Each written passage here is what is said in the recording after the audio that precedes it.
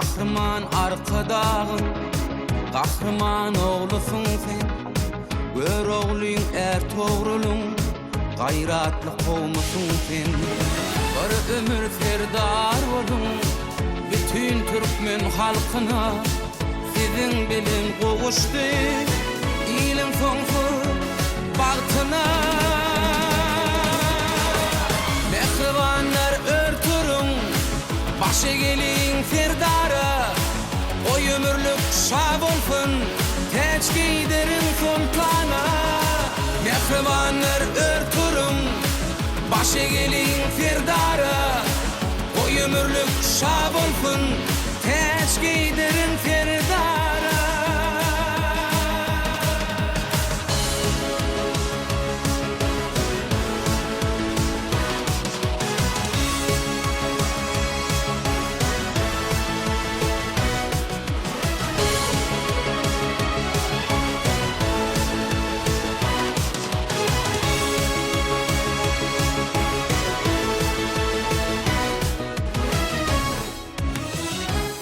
Para fadına baş eğer ferdarım, alkış aydıp adına arka dağlı ferdarım.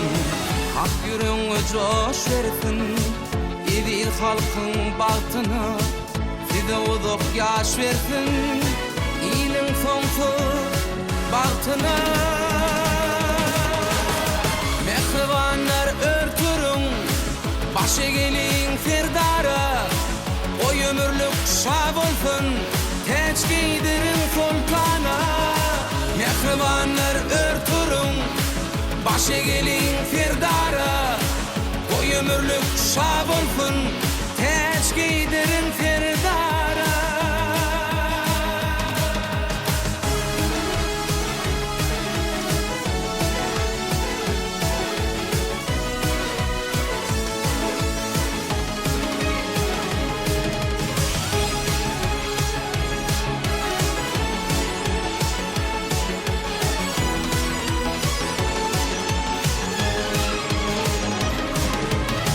Mehribanlar örtürün, başı gelin ferdara. Oy ömürlük şab olsun, teç giydirin sultana. Mehribanlar örtürün, başı gelin ferdara.